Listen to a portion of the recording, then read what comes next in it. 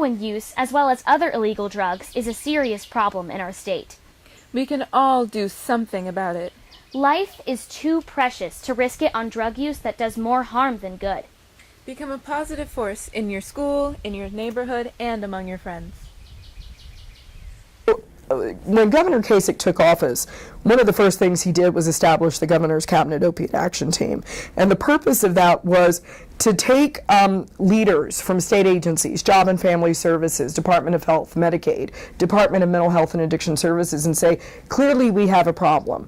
How are we going to address it from each one of these state systems? The other thing that he did, aside from pulling that cabinet together, was he started a program called Start Talking. And the goal of this program is to decrease the number of people who ever become addicted by using prevention services. And those prevention services are simply to have conversations with young people about the very real disease of addiction, and to set them up with resiliency factors so that they never become addicted to begin with. We know the younger you start talking to young people about the realities of drug abuse and drug addiction, that it is not a moral issue or a moral deficit, but a disease, the less likely they are to ever become addicted. And we also want to focus on prevention so that we can prevent those folks needing treatment or even having the challenges. And further, we believe in long-term recovery that requires the appropriate recovery supports, including housing and all the AA groups and everything, to make sure that folks can get all the supports they need to really succeed in recovery. When I first heard the word ACEs, I was thinking about, oh, we're going to play cards. This is a card game. Well, it wasn't. It was an acronym that stood for Adverse Childhood Experiences.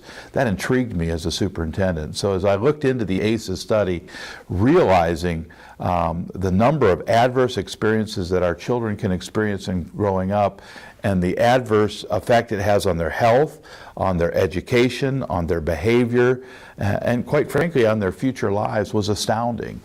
And so the first thing for us was becoming aware of what ACEs was about, becoming aware of these experiences that our children go through. They're the silent minority, quite frankly, of some of the things that happen. So we've really taken off on this ACEs piece. We've introduced it to our entire staff. Again, information is power. And once you begin to realize the importance of what goes on before they walk in our doors and how it can affect students, I think you then take over the power of being able to help them cope and deal with those kinds of experiences.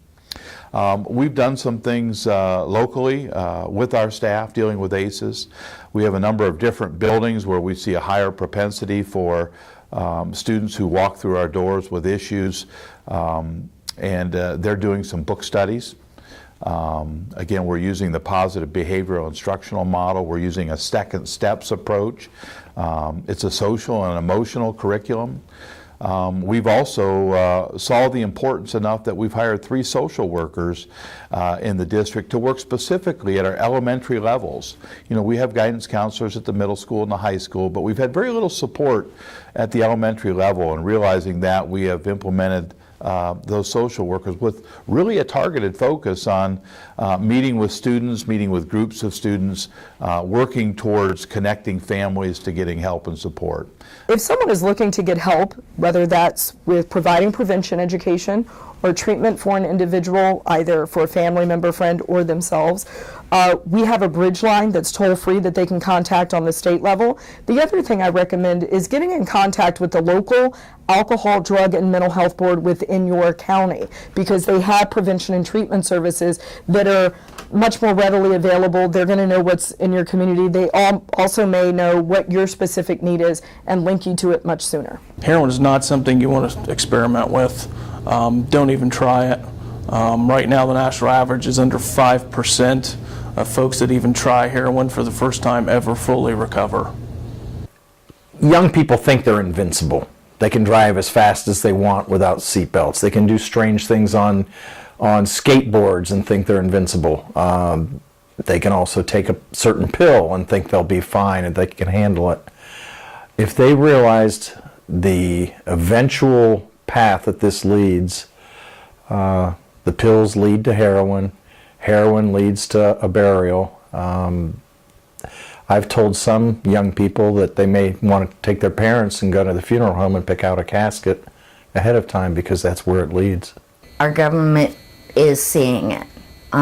There are lots of people like myself who are on the phone and sending emails and sending letters and going to DC and calling out our government that, you know, this is an epidemic and it needs to be treated as such. And stuff is happening. The disease of addiction is very stealth, it's very opportunistic, but it certainly can be prevented. One, again, if we educate ourselves on understanding what it is, but two, if we also understand that everybody kind of has their own unique journey, and we're there to not just observe it, but sometimes to support them, especially in the process of recovery.